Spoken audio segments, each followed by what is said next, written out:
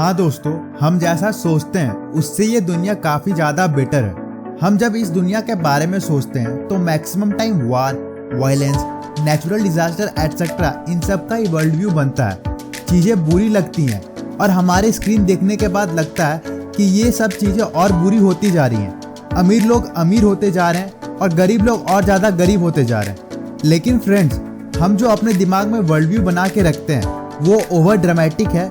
ये picture stressful और misleading भी है।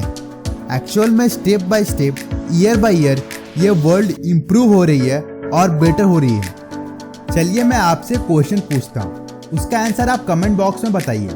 पूरे वर्ल्ड में लास्ट 20 ईयर्स में एक्सट्रीम पॉवर्टी में रहने वाले लोग ऑप्शन ए ऑलमोस्ट डबल हुए, ऑप्शन बी जितने पहले थे उतने ही अभी हैं, ऑप्शन सी ऑलमोस्ट आधे हुए। आपको जो भी ऑप्शन सही लगता है वो कमेंट कीजिए। लास्ट 20 ईयर्स में पूरे वर्ल्ड के पॉपुलेशन में एक्सट्रीम पॉवर्टी में रहने वाले लोग आधे हो गए, मतलब 50% एक्सट्रीम पॉवर्टी में कमी आई है, जो कि अपने आप में एक रिवॉल्यूशनरी चेंज है। सिर्फ 20 ईयर्स में एक्सट्रीम पॉवर्टी आधा हो जाना वर्ल्ड के लिए एक इम्पॉर्टेंट चेंज है। हैंस रॉसलिंग, जो कि इस बुक फैक्टफुलनेस के ऑथर हैं, उन्होंने ऐसे ढेर सारे फैक्ट बेस्ड क्वेश्चंस बहुत लोगों से किया और मैक्सिमम टाइम लोगों ने गलत ही आंसर दिया। इस बुक में उन्होंने 13 फैक्ट बेस्ड क्वेश्चंस के बारे में डिस्कस किया और ये सेम क्वेश्चंस उन्होंने experts like world economic forum में इनवाइटेड लोग और CNN जैसे मीडिया से जुड़े लोग से किया और नॉर्मल पब्लिक से भी पूछा। आपको जान के हैरानी होगी कि चिंपैंजीज ने ह्यूमन से इन क्वेश्चंस में बेटर स्कोर किया। चिम्स ने रैंडम आंसर सेलेक्ट किया और 30% सही आंसर दिया, जबकि एक्सपर्ट लोग सिर्फ 16% ही सही आंसर दे पाते हैं। हैंस रॉसलिंग का कहना है कि ये फैक्ट बेस्ड क्वेश्चंस है जो कि हमारे वर्ल्ड की प्रोग्रेस के बारे में बताते हैं। अगर एक्सपर्ट्स और पॉलिसी मेकर ही वर्ल्ड की रियलिटी नहीं जानेंगे तो ये वर्ल्ड आगे कैसे बढ़ेगा। इसलिए हैंस रॉसलिंग फैक्टफुलनेस को प्रमोट करते हैं। उन्होंने अपना लाइफ इसी चीज पे डिवोट किया है कि लोगों को सही वर्ल्ड व्यू रखनी चाहिए। हम जो मीडिया में देखते हैं उससे ये वर्ल्ड काफी ज्यादा डिफरेंट है। अगर हम वर्ल्ड की रियलिटी जान के वर्क करेंगे तो हमारा काम काफी प्रोडक्टिव होगा और साथ ही हम वर्ल्ड के प्रोग्रेस को सेलिब्रेट भी कर पाएंगे। ह्यूमन इंस्टिंक्ट्स की वजह से हम गलत वर्ल्ड व्यू अपने दिमाग में बना के रखे हुए हैं। इस वीडियो में हम देखेंगे कि वर्ल्ड कितना ज्यादा प्रोग्रेस कर चुका है।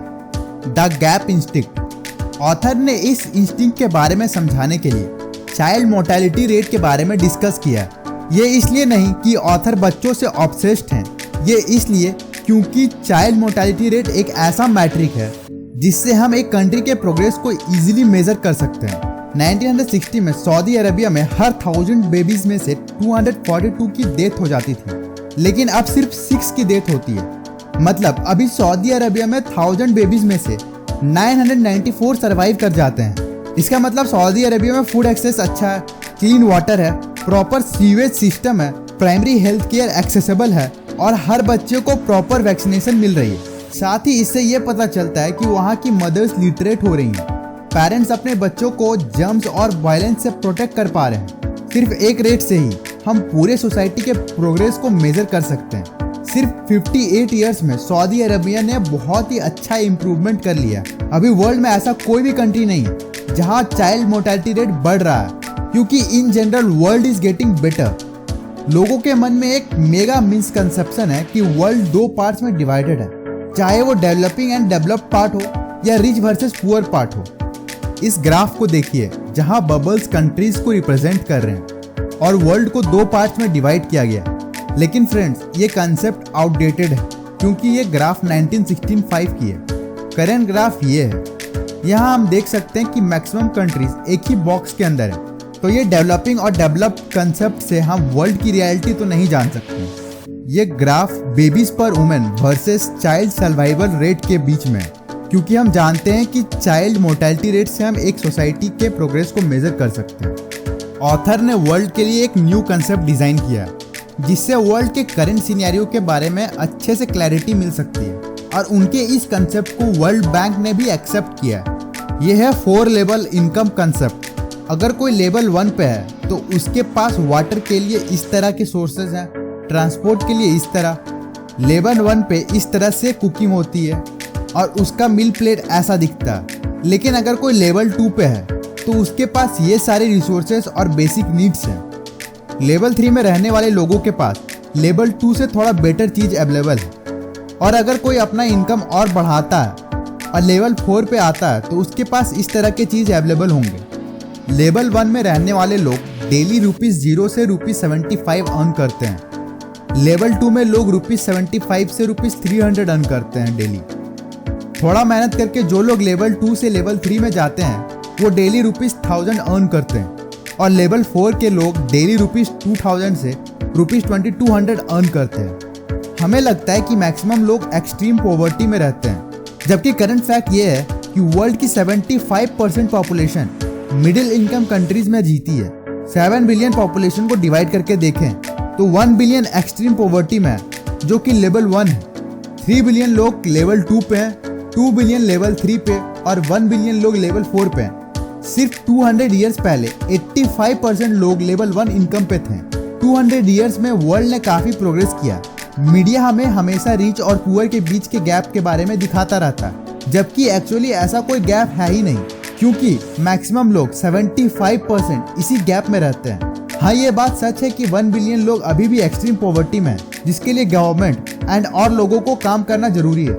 लेकिन पहले हमें अपना ये गैप इंस्टिंक्ट खत्म करके सही रियलिटी जाननी पड़ेगी। फैक्टफुलनेस मतलब यही है कि अगर आपसे कोई गैप के बारे में बात करता है तो हमें इंस्टिंक्ट्स को सप्रेस करके पहले रियलिटी को समझनी चाहिए। एक और फैक्ट क्वेश्चन, यूएन के प्रिडिक्शन के अकॉर्डिंग 2100 में वर्ल्ड पॉपुलेशन कितनी होगी?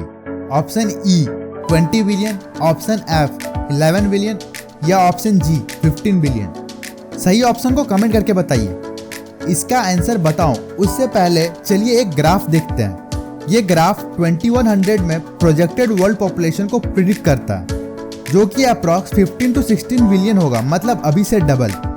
ये है हमारा स्ट्रेट लाइन इंस्टिंक्ट, मतलब हम आज के वर्ल्ड व्यू के अकॉर्डिंग फ्यूचर को इमेजिन करते हैं और हमें लगता है कि पॉपुलेशन बहुत ही ज़्यादा बढ़ जाएगी।